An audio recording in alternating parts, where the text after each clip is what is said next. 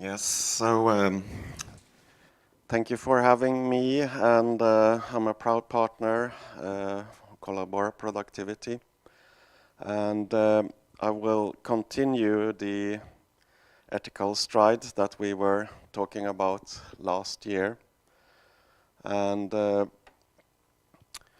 you can see my email address here if you like. We are a social company providing hosting and free software development, both for non-profit organizations, small and medium enterprises, individuals, but also some governmental institutions. So I will not mention any particular names, but we will focus on the use cases here. So the mission statement for this is that, okay, we take part in activities and especially Document Freedom Day. And if a person at a company can get 5 colleagues to join, we can also have a workshop with them specifically. So that's basically the critical mass that we want, 5 to 10 people or something like that, so that they can take part. But we try to show best practices for document liberation at all of these workshops. And 3 years ago, in 2022, a few people showed up at one of these workshops, and they had a small publishing company, and they were like, okay, we have some very old files. We haven't been able to look at them in 18 years or something like that. And we never think that we will be able to see the contents of them again. So that was their stance.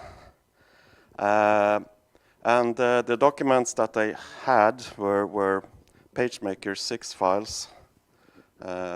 Yeah, so they have been publishing from the 80s and continue with that. And as some of you know, PageMaker 6 or PageMaker in total was cancelled in 2004. So yeah,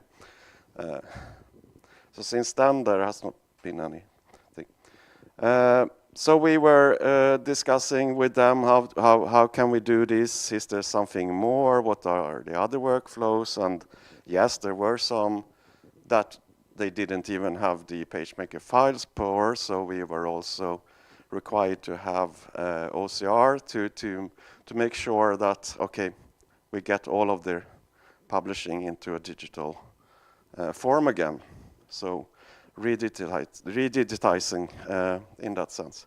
They also had some TIFF images that were available. So since we are working with Collabora Online and Nextcloud, we also thought, okay, this is a perfect use case for the workflow application in Nextcloud. So basically, they put the PageMaker files in one directory. They put the PDFs in one directory, and they put the TIFF files in another directory.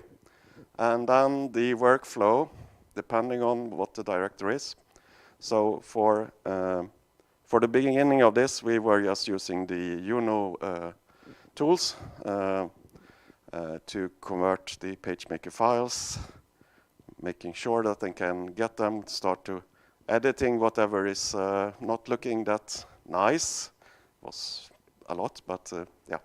And for the PDFs, we were running Tesseract on them to OCR them, and then try to have the structure available, and then they were able to do something with them as well. And we did the same with the TIFF images if they were not only illustrations and so on. That was simmering a bit for a time, and then when Collabora Online started to get in very new feature-rich APIs for doing these things, yes, thank you. We started to think, yeah, we should continue with this, make sure that there will be something coming out of this. And that name we came up with was the Document Liberation Publisher. Yeah, it's a bit preposterous, but yeah.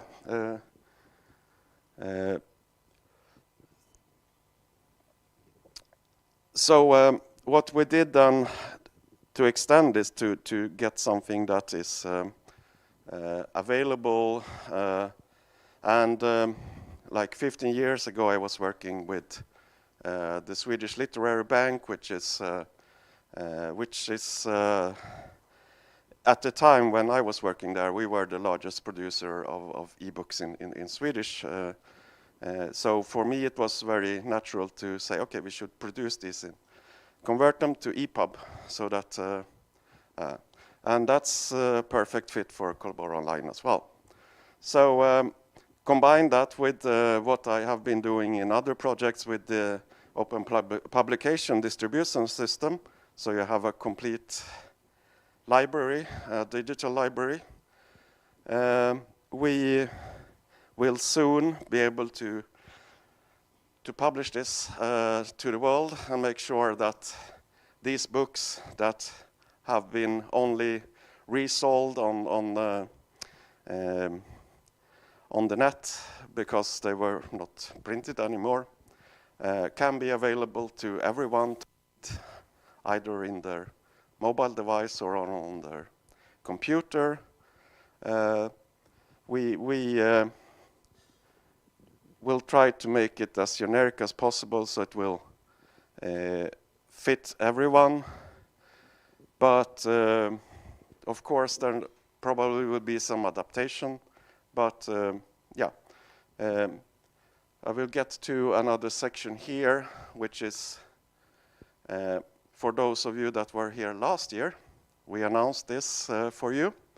And since we also had the question before lunch, we did have an agreement with Collabora Productivity to publish the YouTube files on our PeerTube instance, because we cannot, with our honor intact, refer people to YouTube. That's completely impossible. So for the benefit of all of the partners, customers, you can now also try to put your privacy-conscious people, provide them with the links so that they can actually download this from this. And it's already more than 350 files, including the last episode of Open Matters, and the live stream from yesterday is also there. So yeah, so that was basically what I wanted to say, and I think I have maybe 30 seconds or so left, but yeah, FPS loves cool.